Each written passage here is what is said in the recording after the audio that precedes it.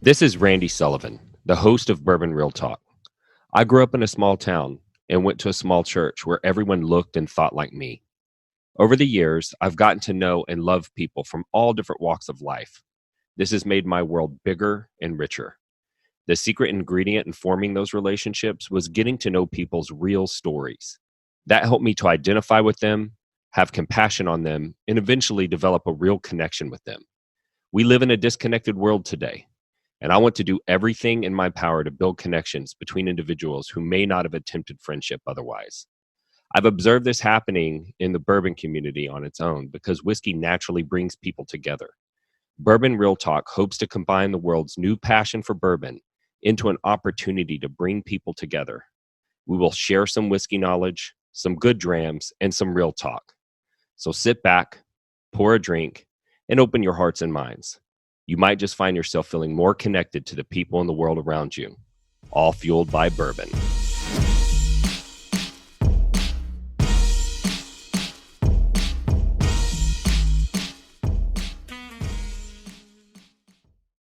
Hello, everybody out there in Bourbon Real Talk land. Randy Sullivan coming to you with a very special guest.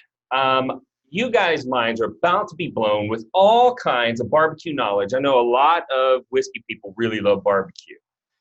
And so when I found out what your background was, I was like, this is going to be awesome. This guy's going to be able to drop all kinds of barbecue knowledge on the people.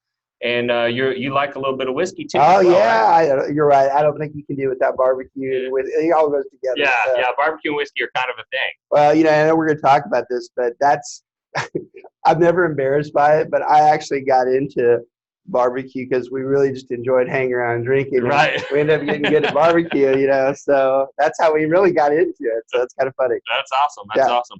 Well, normal show format, we have a special whiskey. So today, everybody, we're going to be checking out this Cream of Kentucky 11.5 year. At this point, most of the whiskey nerds know what this is. So Jim Rutledge, former master distiller for Four Roses, has left and is curating this whiskey.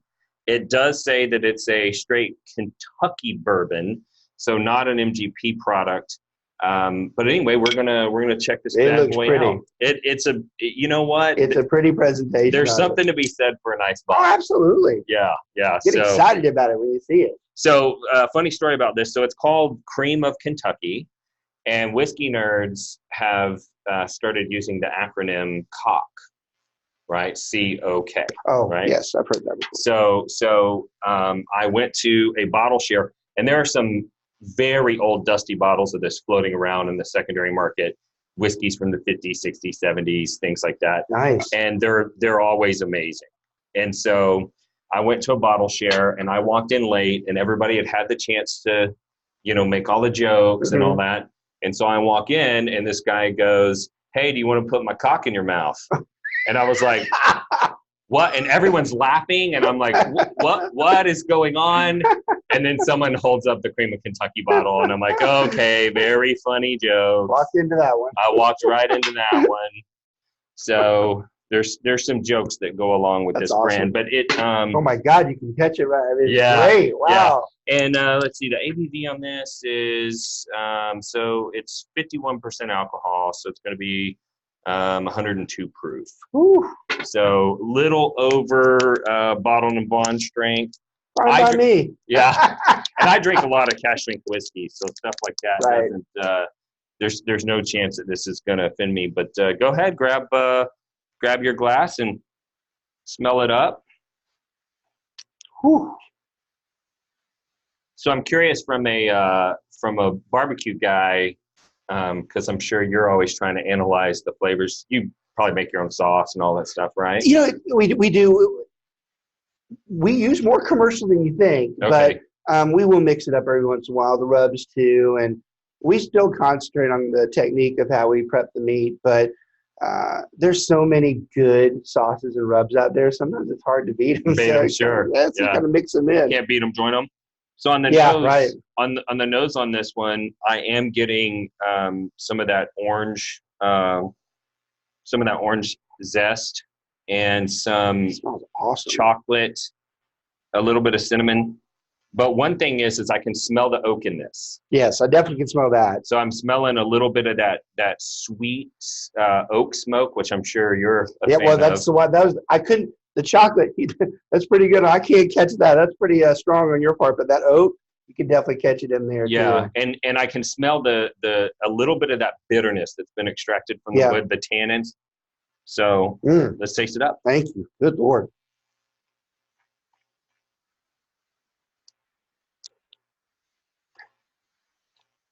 Ooh. Bright, really bright flavor on the palate. Yeah, a little bit of ethanol, but I feel like overall pretty balanced.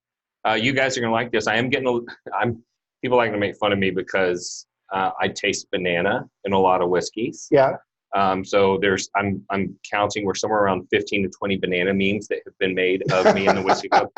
But there is a small amount of banana in this, not an overpowering amount, but there is a small amount of banana transitioning into some citrusy type characteristics, maybe a little bit of like pineapple, guava, tropical fruit. Is that common in the bourbons when they go through? It is actually. So there's a chemical process called esterification, and so there are amyl acids that are produced as part of the production process, and those combined with alcohols, and those compounds are called esters, and those esters are actually what make fruit taste the way that it does. Right. So like banana, the compound is called isoamyl acetate, or pineapple is called isobutyl acetate, right? Got it. So depending on how they make the whiskey, if they ferment at a hotter temperature, it produces more of the components that are necessary for those chemical reactions to take place. If they age it longer, some of those things evaporate out. And so let's say that they're planning on aging a whiskey for a very long time, they will purposely make it with more of the compounds in it so that after what evaporates, there's still some left, so there's still some fruit flavor in there. Right? So everybody who knows me, this is well above my crown intake. Yeah, so beyond the crown. But this is delicious whiskey. So I love the flesh on there, just like hits you there. It just feels great. Yeah, and then you can definitely taste a little bit of that sweet oak, maybe some just a tad, right? Pipe tobacco. It's nice though, because it kind of pushes down from the rough side of it. Kind of just evens it out just a little bit. Yeah, very well balanced. You know, the guys on the team that we're a part of, they love this type of stuff, and they like go to the tasting thing. They would have loved. We should have done this with them. They would have loved that. Yeah. We'll probably have to do that sometime. You come out to the cookouts or whatever. For sure, we can hook that up. So Robert here it's so funny because we're both real estate agents. Right. We're both in the same office. And, I like to talk a little shit and say, I'm usually the number 1, 2, or 3 agent in the office. There's around 350 agents. And so I went to lunch with somebody who used to work in the office this last week. And they said, Robert was the acting broker while the broker was gone. And I was like, he was? I didn't know that. And he's like, yeah, he had his own brokerage. He's got like 150 agents on his team. What? So I met him, super nice guy, got introduced to him by the team leader, guy that runs our office, and had no idea that he's one of the largest real estate teams in the world. This is Randy Sullivan with RSHST Capital, LLC, and the host of Bourbon Real Talk. Producing a podcast is time-consuming and expensive, and Bourbon Real Talk wants to maintain its integrity by not promoting products or services that it doesn't believe in. For this reason, I have opted to have my funding company sponsor this program. RSHST Capital is the first of its kind funding company that provides pay-at-close funding to home sellers out of their equity. If you have a home to sell, need money for renovations or repairs to maximize your profit, money to stop pending foreclosure or to keep your mortgage current, or cash for really anything, then look into RSHST Capital. This program is simple. We verify that you have equity, approve you for a funding amount. You have access to that cash at practically a moment's notice for only a nominal fee. This program is raising sellers cash after closing by tens of thousands of dollars stopping foreclosures, and changing people's financial future. You pick your real estate agent, your contractor, and have access to actual cash or contracting expenses with zero upfront cost. This is a nationwide program.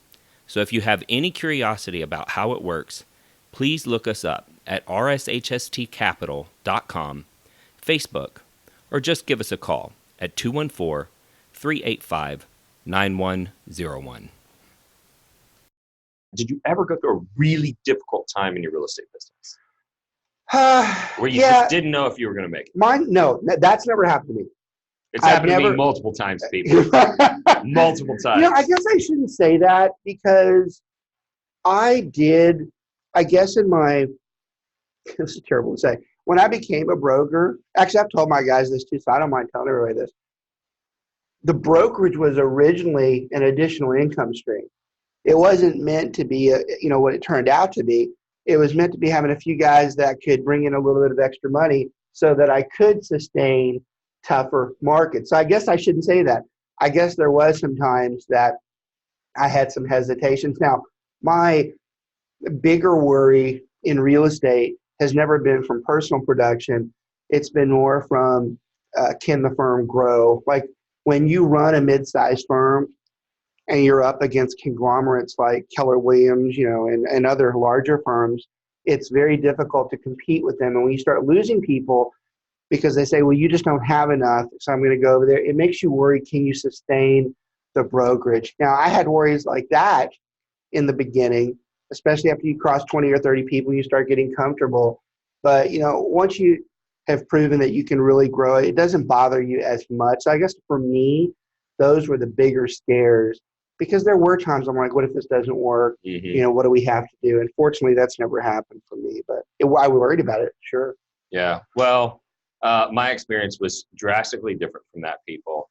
There were multiple times where a whole series of bad things happened all at once, and I saw no path forward. And I want to say this before he talks about it, especially to my guys, because I know they'll watch this podcast at some point.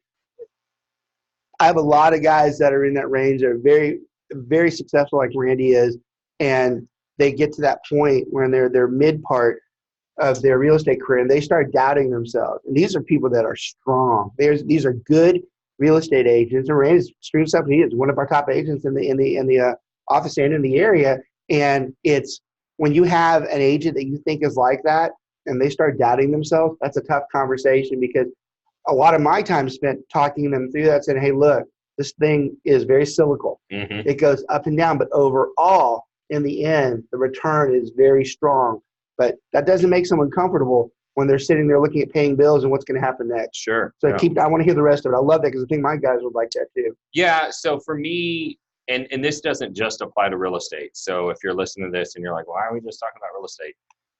It doesn't matter if you set out to give birth to any vision, right? Right. If you have a vision in your heart that you want to give birth to, there will be obstacles.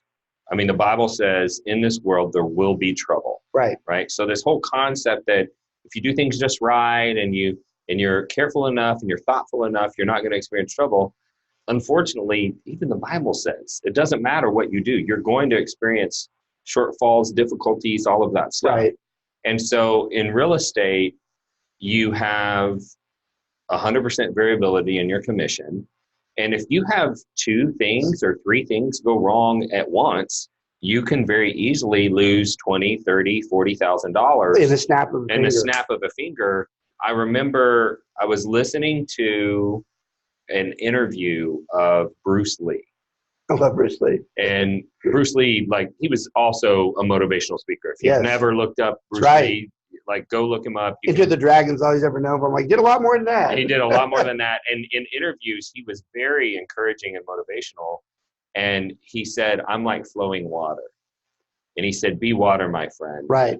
And I don't know if you've ever watched any of these models. My kids went to this deal where you could move this sand around in this box, and then there was a projector that would show you what would happen to the watershed, right? Depending on where you put the hills and the valleys and all of that stuff. And what I realized is I'm like flowing water. Right. I will always find the least path of resistance. Right. Now, you can put a dam in front of me. Yeah. I'm just going to make a lake. Right. I love it. That's great. And then after I've overflowed the banks of the lake, I'm going to make a river and I'm going to flow somewhere new. That's what I do. So I'm very entrepreneurial. On my radio show, he also, another thing I like about it, he also talks a lot about how when we're just talking about real estate can be boring. So my show, it's real estate based, and I have the same issue. I'm like, this is only meaningful to so many people. Well, we try to mix entrepreneurial things in there to make it past just real estate. This is Randy Sullivan with the Randall Sullivan Home Selling Team and the host of Bourbon Real Talk. Producing a podcast is time-consuming and expensive, and Bourbon Real Talk wants to maintain its integrity by not promoting products and services that it doesn't believe in. For this reason, I've opted to have my real estate team sponsor this program. The Randall Sullivan Home Selling Team has operated since 2008. We've sold almost 500 homes. We have proprietary programs that make a massive difference to the outcome of our clients, and we service the entire North Texas area. If you live in North Texas and you need to buy or sell a home, please give us a chance to explain how our services could benefit you. We understand that not all of our listeners live in North Texas. We also know that not all real estate agents are created equal. If you need a real estate agent outside of North Texas, the Randall Sullivan Home Selling Team has access to tools to help you find a highly qualified agent in your area. The service is free for you, and we stick around through the end of the process to help you with your transaction, even when we're not your agent. If you have a real estate transaction in your future, please reach out to us at randallsullivanteam.com, Facebook, Instagram, or just give us a call at 214-385-9101. Let's transition a little bit. So you're a real estate agent, you're out there, you're kicking ass, you're taking names, and you've got a group of buddies that you're getting together with. Yeah. You guys are drinking. Yes. And you're cooking. Yes, we are. And what time frame is this? So I love talking about the barbecue. You know, it's funny. My radio show was initially built so we could talk half about real estate and half about barbecue. Yeah, it's hard to you have to have a consistent audience, and obviously most of the people that listen to me are listening for real estate. So I kind of don't talk as much about barbecue as I'd like, but it's so Let's go 50 great. fathoms deep. Oh God, I love it. I love barbecue. So like I said at the beginning of the show, and I'm not ashamed of it. I got into barbecue because my best friend, Bob Matamoros, godfather of my kids, and awesome guy. Him and his brother used to smoke a lot, and I loved it. Now, that's pork shoulder. Meat, not weed. Not weed. Well, they might. I don't know. Maybe. We don't know. I'm kidding. No, but we just started talking about the shoulder itself, and there's nothing better than pork shoulder. I mean, the pork shoulder, it's just so good, you know. And they cooked it so well, so it got me interested in it. So my wife used to work years ago. Her boss was doing some barbecue with some friends, just for fun, amateurish, you know, nothing big. And I started hanging out with them, and they actually had formed a team. The team was called Hardwood Barbecue. And I love telling that story because the logo is really risque, you know, and everybody thinks it's a different meaning. The Hardwood Barbecue came from the wives of the group. Okay. They're the ones that named the team itself. So we got into it. I got into it because I just love the drinking, and not drinking alcoholic wise, you know. Y'all, when you drink responsibly. Well, yeah, exactly. When you work like I do, believe me, you have to have some type of outlet, and I have very few, but that's one of them. It is being able to go bar, and I am a different person when I'm at work versus when I'm out, you know, barbecuing. And I did it because I enjoyed that. It just so happened that the guys we did this with, they were really good at cooking, and we got better at cooking. Mm-hmm. And we were a disaster when we first started. I mean, you should have seen some of the quality of shit we put out. You're just like, this is awful. But over the years, the guys have perfected it, and they've gotten better. And, you know, we cook some pretty damn good food every once in a while. And so I'll tell you, one of the biggest jokes in our team is that sometimes when we're in competition, you know, we have about 8 to 10 members on our team. Sometimes we have some honorary guests that come on with us. So they come on, and there's a lot of people that follow us with our barbecue and go to our events and stuff. But we do this because there's a lot of meat on there. Sometimes it's really expensive. It's not uncommon for us to have a $100 to $200 piece of meat sitting on there. Well, depending on what competition we're at, if the night gets out of hand, we kind of get in an argument sometimes as to who's supposed to watch it or not. Right. There's been plenty of times we've thrown a lot of meat away because we're like, this sucks. We can't do shit with this. And then we start arguing at us. Like, whose fault was it? Well, yeah, we do. We're like, you were the one supposed to be up, and this person's sleeping on the street or something, Right. But it's funny, the guys do even as much as we screw off and have a good time, there are times that when we focus, we can cook some really good food, and that's what's enjoyable. One thing that's cool about smoking is it's not just something you just take up for the hell of it. Most people do it because it tastes so damn good. Mm-hmm. Grilling's great. I love grilling, I do. But smoking, there's just something about it. Unless you really F it up, smoking's really good food. Yeah. And I enjoyed that, obviously, with my thin physique. my buddy Scott Jobert, he listens a lot to my stuff, and he always says, you never trust a cook who's skinny. Right, yeah. So I fit this bill very good, and the meat's just so damn good. When it comes out, it's awesome, and we have such a good time. Our group is a little crazy in the fact that when we do bigger events, one of our guys is an old DJ, so we'll actually have a bar set up. We have the DJ going. We have a East Texas stick burning pit. It's huge. It's enough for 8 to 10 guys to cook on. Man, we have a blast. I tell you, it was the entertainment more than anything. And, all the events we've won and all the things we do, that's nothing compared to the entertainment and the fun that we have with each other. Right. I put the trophies out just for the hell of it, because when people come in, just so they can acknowledge that's another side of me. But the real fun in barbecue is nothing about the trophies. We've got a room full of trophies at one of the guys' house. The fun part is the camaraderie that we have and the outlets that we have. For each of the guys on that team, they're the same way. They have corporate jobs. They work very hard. My buddy who runs the team, Tyler, he's really he is the guy that really runs it for us and sets everything up.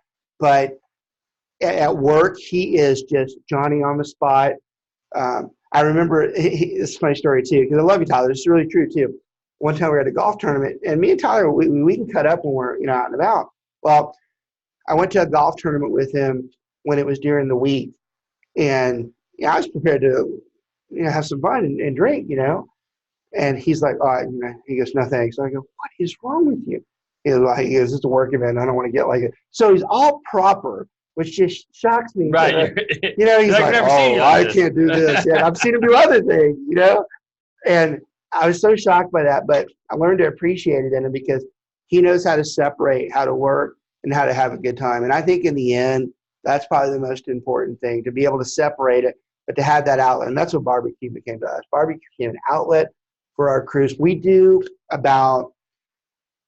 probably do about 5 to 6 events a year. We wish we could do more, but worse. Well, look, those of you who've never done this before, it's a 3 or 4 day commitment. You have to start leaving on Thursday if it's a travel event. You typically smoke on Friday night. You turn in on Saturday, and then you have awards late Saturday night. You're talking a good 2 or 3 days, and most of the guys, that's hard for the work schedules that we have. I can tell you, for me, the 5 or 6 is way too much. Right. Because I can in fact, we've got one coming up in Possum Kingdom, and I'm still 50-50 on it because I really don't think I can do it. God, it's such a fun event, though. I wish it was just like 30 minutes closer. But it's hard. The schedules are difficult. We wish we could do it more. But everybody has such a fun time. The other thing I love about that crew, and you would never expect it because you think that it's just this party atmosphere and that's all we do. Anybody who knows us, that's a terrible stereotype they have with us. Most of the guys from the crew, we would jump at the fact of doing a charity event for somebody. Sure. And the guys are very charity. Tyler, especially when he runs the crew, we try very hard to do something that makes it a charitable event. So it's all in fun. There's nothing that's serious about it. We really don't give a damn whether we win or not. If we do, we're like, hey, that's awesome. There's times we're like, I can't believe we won. So that's what makes this an entirely great type of situation for us to be in. It's a good outlet for all of us. Yeah. Well, whiskey is the same way. Mm-hmm. So we have, you're actually drinking out of a glass. It's Someone Say Whiskey. I've got the shirt on. That's the whiskey club that I helped found. I love it. With Rodney. And we had a fundraising competition with our friends from Oklahoma Bourbon Connoisseurs. And it was about a 10-week long fundraiser where every other week we do a raffle for whiskey bottles and stuff. And we had the culmination of that this weekend. And it was for a equine therapy organization that's out of Sherman. Smaller, newer. They haven't had a lot of support in the past. And so we raised $40,000 for them. Good Lord, are you kidding me? No. And well, in all fairness, don't tell the Keller Cares that, guys, because they'll be all over. They already want me to do a smoking event. Maybe we should tandem those two things together. No, a lot of money. In all fairness, it was really about a $60,000 deal. We got about $20,000 worth of labor donated. Nice. So what we were trying to build a structure for their riding arena so that they didn't have to cancel services whenever the weather was bad. Love it. And we got all the money donated to buy the materials because we love you guys. Whiskey Tribe just really came together and knocked it out of the park. But the OBC kicked Texas's fucking ass. It was it was a bloodbath. So we ended up raising about $15,000, and they raised the other $25,000. Anytime you're over $10,000 for a charity, it's time well spent. Yeah, so we're gotta give credit where credit's due. But Amy Merrick, the admin's wife from up in OBC, she is a commercial underwriter and knew some construction companies and started talking with them. And so they agreed to split it. And then one company's like, look, I'll provide the labor, but I need you to just pay my guys. Yeah. And so then the other company donated the money just to pay the guys. And then everything else was. We used to do an annual event in Colleyville. God, I hate they canceled it.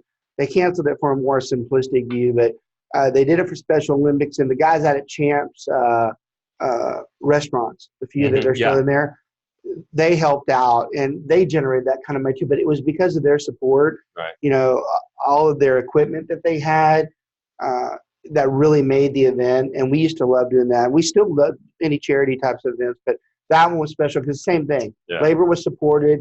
It helped us contribute. Great event. We had a great time. Always great for the Dallas folks too. Everybody always asks me when we're doing a Dallas event. We don't do many Dallas events. That's the sick part, Right, yeah. We probably need It'd be easier, but yeah. We probably need to create more, but from a time perspective, it gets tough. Yeah. So let's talk a little bit. Let's get into some of the details because I actually don't have much experience with smoking. Yeah. And I'm a grill guy. Yeah, which is great. I've got an infrared grill. Love it. 1100 degrees. I can cook restaurant quality steaks. Love it. That kind of a thing. But there are a lot of my listeners out there that probably love barbecue but don't know a lot about it. So let's get into some of the details. So what types of smokers are there and what do you use and why? So I have this conversation probably at least once or twice a week from someone who reaches out to me and say, hey, I'm doing this for the first time.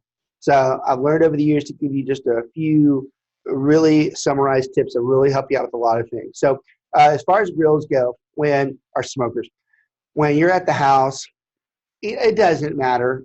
Look, there's no doubt a true stick burner is the best type of smoker. Flavor, the welding job is just superior to it. And it does make a difference. So, if you're just trying to be the biggest perfectionist out there, sure, it's great to have a nice, really strong stick burner. But honestly, for most people out there, when you're talking about your backyard, and I'll tell you how the story came about. I got no problem with the wood pellet smokers in the backyard. Mm-hmm. I've got one. I'm a big Traeger guy, and I'll tell you how that came about. So when I first got on the team, and I started loving it even more, you want a big smoker because once you get kind of good at it, you're like, hey, this is really cool. You entertain with it. We entertain a lot of people at the house. It's not uncommon for us to have, 50 to 100 people over sometime throughout the year. it's nice to be able to entertain. So I asked the guys, I go, what kind of smoker should I get? And they go, just go get a damn Traeger. I go, I thought that was cheating. They go, it is, but you've proven all that you're ever going to prove. That Traeger will cook just as good as anything. Now, I will make an exception on the Traeger. The brisket's a little tougher, not tougher. The brisket's harder to cook on a Traeger because you don't get as much of a bark as you want because there's not as much smoke as there should be. But when it comes to ribs, pork shoulder, I guess I'm trying to say not anything besides the brisket pieces, that Traeger will do the job. Mm-hmm. And I've used it at home.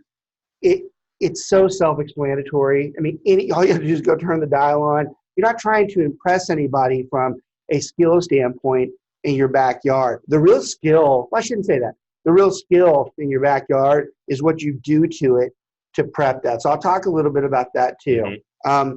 Let's do a few simplistic meats, in the short time that we have. These are longer conversations, but let's do just a quick, I guess, kind of tutorial on quick cooks. For ribs, there's really nothing that dramatic about it. But one of the biggest pieces of, or I guess one of the biggest parts that people miss on a rib is pulling that membrane off in the back of it. When you go to a restaurant, you ever notice the rib has that glazed piece of plastic on the back? That's gross. And it takes away from the flavor that goes into the rib. So it does. And you it's want a to take it protective off. membrane, so it keeps your flavor from getting into the meat. And a lot of people don't realize it, but when you put that seasoning on the back of the rib, it makes a big difference on the back end of it. That's why when you go to a commercial restaurant, the top's really good, but the middle just tastes like blah because the seasoning didn't get in. So you want to pull that membrane off. There are tons of tutorials on YouTube about pulling the membrane off. That's one mistake a lot of people make. You want to have a good rub. You talked about it. We've mixed up a lot of rubs over the times that we've done this, but I'm going to tell you, there's a lot of commercial rubs that are out there. I don't mind talking about the ones that I use. I love Meat Church. Matt out of Waxahachie, he's a local Texas hero. He's grown his business out of Texas. He's Texas-made. He's American-made. And he grew his business off of rubs. He's a great barbecue competitor. I like the Meat Church rubs. You can get them on Amazon. You can get them on at Buc-ee's. And I have no affiliation with Meat Church at all. It's just those are the ones that I tend to use. So you have to have a good rub in there. When it comes to cooking the ribs, you don't have to cook them for 10 hours. 4 hours or so, about 2.5 hours, wrap them. You want to mop them every once in a while with some type of barbecue sauce or some type of apple juice. And believe me, for someone who's really never cooked ribs before, it's not that difficult to cook a slab of ribs. And that's by far my favorite. Ribs are the best. If you're a true amateur and you've never done any type of smoking, you don't want to screw things up, or you've started smoking and you've never really entertained for a lot of people, cook a pork shoulder.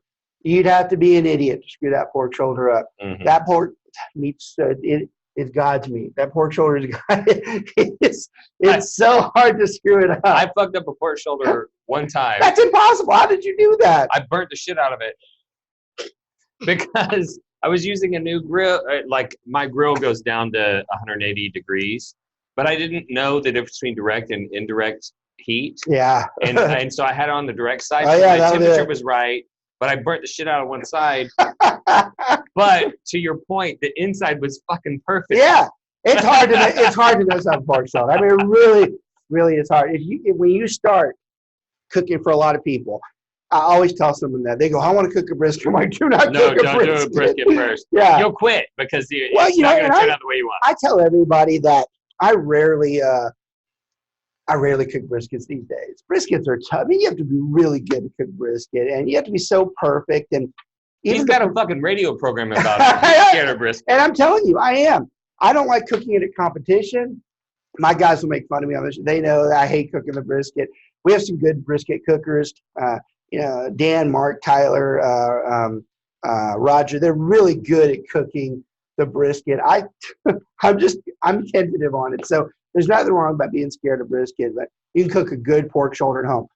Simple injection. Do the Tony Chachere's out of the store. Mm-hmm. The butter jalapeno, it's a great mix in there. It's going to be about an 8 to 10 hour smoke.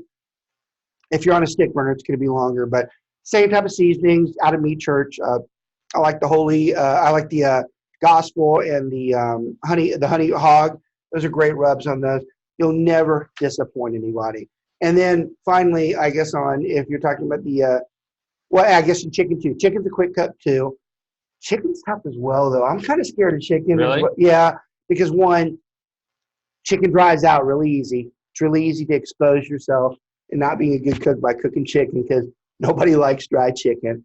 So you got to be careful with that. The hardest part about the chicken cut is that the drumsticks, they cook so much quicker than the breasts themselves. So, you go in and you look at the temperature and you want a 165 in the middle, but your drumsticks are like at 190. Mm-hmm. So a lot of times you have to cover them to keep them from cooking hotter. And it's just a hard cook, but man, it's good. Whew. When you cook chicken and you have the right type of chicken, I will also say too, the brine is everything. Okay. Brining a chicken. If you really want to cook good chicken, brine it overnight. There's tons of YouTubes on brining. You really want your chicken to have flavor. It's not so much the injection or even the rub. It's brining. It's the brining. It's same thing with turkey, by the way. As you do the big turkeys, brining is everything on that. And then finally the brisket. And brisket's the toughest. Like I said, it's just it's a hard meat, but sometimes you go too overboard on a brisket. The good thing about a brisket is a lot of good briskets are only salt and pepper. You don't really have to kill yourself on a brisket. With the rub and all that. I will tell you this too. See a lot of people that go to the store and they buy like a select piece of meat. You can't do that. If you're going to cook a brisket, you need a prime cut. Choice cut maybe, prime cut for sure. Costco, cheap briskets. You can buy a great brisket at Costco. Prime brisket. You want a good cut of meat. It makes a difference on the way you cook that. And I'll give you one. First of all, I could talk for 10 hours on this. So we only have so much time. So I want to give you a general summary. I'll give you one tip and Randy can ask me more things that he wants me to expand on. But the best tip I ever got that I wish someone had given me 5 years when I first started, you don't have to time your cook on these big meats. I used to sit there and go, well, the pork shoulder has to be ready at 5 o'clock. That is impossible. You can cook that shoulder. You can be done as early as 10 o'clock in the morning. You just wrap that shoulder, first of all, in aluminum foil, then wrap it in some old towel or old blanket, push it and really secure it in a small cooler. That thing will be smoking hot 10 hours later. It is amazing. And I actually think it tenderizes it when it's in there. You do not have to time your cook. Most of my cooks today, I'm done by 1 o'clock, and it's been sitting in a cooler for 5 hours before I serve it. That's the best tip I ever got when it comes to cooking big meat. What have I missed? What do you want me to expand on? What do you not want me to expand on? Oh, I could talk for hours. Man. I'm clueless when it comes to this type of stuff. So I love it. I attempted to use because I have, from what I understand, the only infrared grill that'll go down to 180 degrees. Most infrared grills can only get down to 350 because they're designed to be hot. Right. And so I've attempted one brisket. It tasted precisely like a roast when I got done because I was using the beef ribs do that too. The beef ribs taste like a good pot roast. Sometimes. Yeah. It wasn't like it wasn't edible. It just didn't taste like brisket. Well, and he says the thing that interests me too. I go to a lot of people's houses where the brisket, it's good, and you're like, yeah, it was good. You want brisket to be great. Right. And so, I can cook a good brisket. That's not good. That's, for me, it's embarrassing to cook a good brisket. You want someone to go over and go, shit, man, this is really, when you go to somewhere like Pecan Lodge, Franklin's, even Cadillac. I love Cadillac out of Addison. When you go there and you eat that brisket, or tender too, actually, God forbid, it's like a curse to me. So I come to Keller Williams, I come to the fiscal office, and there's a freaking tender within walking distance across the street. That's not someone at my thin structure that needs that. Damn, it's good. They have really good brisket over there. Yeah. And it's funny. Their name is very good. I actually don't think they do the best job on the top, with the seasoning, but I'll be damned if it's not tender. Yeah. That meat, it's good. You want your brisket to be great. You don't want it to be average. Average brisket, you're just like, yeah. And everybody would. And I don't eat. I almost never eat barbecue at restaurants. Oh God, it has to be one of the few that I just mentioned. And the reason why is because it's always like, meh. Yeah. I just, And you paid for it, if too. you've ever had great brisket, Yeah. and then you go to, I mean, It's very hard to go to catalog tender, but yeah. one of the local places, Yeah, I and know you what get you're talking brisket, you're just like, it was $21 a pound, and it was just Hey, like, Michael. Michael's my brother. If you're listening to him, he's talking about you. meh. He's talking about you, and you're like, oh, this is good. I'm like, no, it's not. Yeah. So that's a big problem. I'm scared to get brisket out because it's so easy to be disappointed. Yeah. So let's That's talk a great about comment, too. other methods of cooking. So you talked about the Traeger, which is a pellet, Right. and it's basically kind of controlled by a computer. Right. And it feeds the pellets when it needs it, Right. and all that stuff. How do you feel about electric smokers? So look, there's some that are good, but this is an opinion. There's a lot of people I have that are friends of mine that cook on electric smokers that do great. I personally don't think enough smoke comes out. The reason why the wood pellet smoker came out is because the electric smoker didn't give enough wood in it. And the pellet smoker feeds an oak, mesquite, any type of peach or any type of fruit tree, apple. It can do all of them. And I think that's why they came out with the Traegers and all the rest of them, is that the electric smoker just couldn't do that. It'll cook it, and it'll do a good job, but I think it's what we were talking about, the brisket. I think it'll be good. I'm not sure it's great. It's going to be great. That's an opinion. I know there's some good electric smokers out there, but for me, it's tougher. I've never seen. So my buddy one time, he bought this. It would almost fit on this table, right? And he said that it's from a company that makes commercial electric smokers for restaurants that can be used indoors. Yeah. And it had a little hole in the top, and there was smoke coming out of the top. Right. And he bought a prime brisket, and it was enormous. And he cooked it in there, and it came out. It was one of the best briskets I've ever had. Some of those electric smokers. And it had a weird name. It was like Smoky Master. Well, if you go online, some of those things are expensive.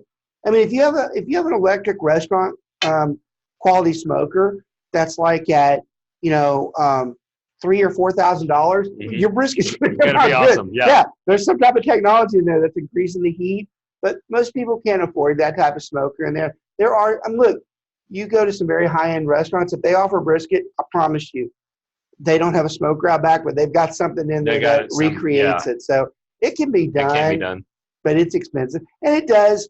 And you could argue this about the Traeger too. It takes some of the skill out of just a little bit because you're really monitoring. You're not monitoring the time as much as you are. What did I do to prep that meat? Which I have no problem with at home. I really don't. Sure, that's awesome. And so your team, do you guys have any competitions coming up? So we have Possum Kingdom in Fort Worth on whatever is it the 5th or the 6th of October? Whatever that Friday and Saturday are. We're out at Possum Kingdom. Friday's the 4th. So the 4th is the best night to be there.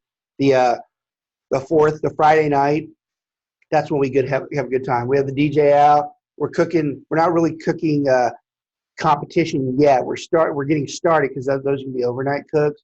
But we're doing the fun stuff. Like we have the margarita contest, the bean the things that are really seafood.